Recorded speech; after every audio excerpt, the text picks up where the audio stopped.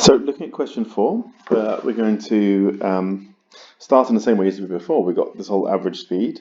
So we've got average speed equals distance moved over time taken. Once again, I find out that my equation doesn't need rearranging. So I've got speed equals distance over time. But here's the interesting thing. Here's why we're getting 3 marks for this. If we look at the distance, we've got 9 kilometers instead of our standard meter. And instead of the time in seconds, we've got it in minutes, which we never want to have. So we need to turn my distance into meters. But that's easy because kilo means times 10 to the 3. So that becomes 9 times 10 to the 3 meters. Turning it from minutes to seconds, well, each minute has 60 seconds in it, which means 15 minutes is 900 seconds. So I'll put that 900 seconds. That wasn't quite what I expected. 900 seconds. And if we do 9,000 divided by 900, we get 10. And my units are meters per second. Meters per second. Now my average speed here is 10 meters per second, but it says the maximum speed must be higher. Well, it must be higher because when we start at station A, we must be at rest. And we must also come to rest when we reach station B. So the train will accelerate from rest until it gets to its top speed,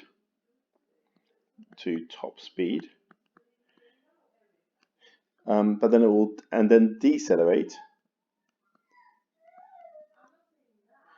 decelerate in order to get to rest at B.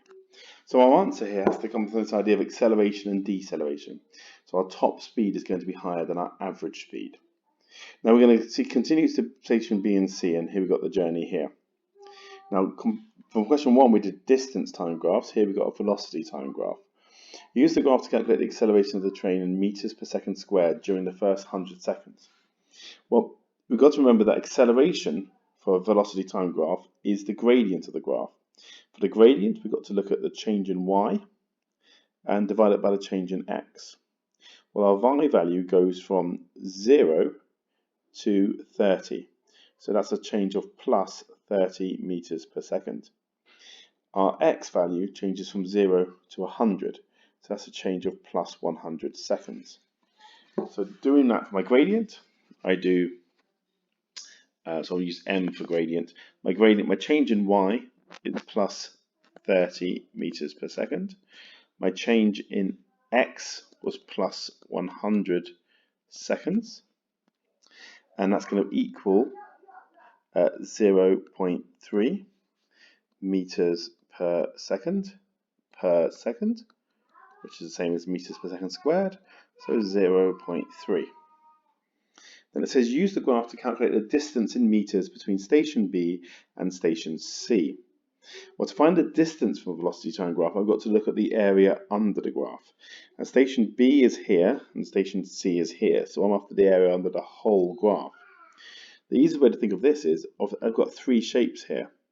We've got 2 triangles and 2 rectangles. And we see the 2 triangles are the same. They've got a base of 100. Here we've got a base of 100 again, from 200 to 300, and a height from 0 to 30, and a height from 0 to 30. So once I find out the area of one triangle, I'll have also found out the area of the other.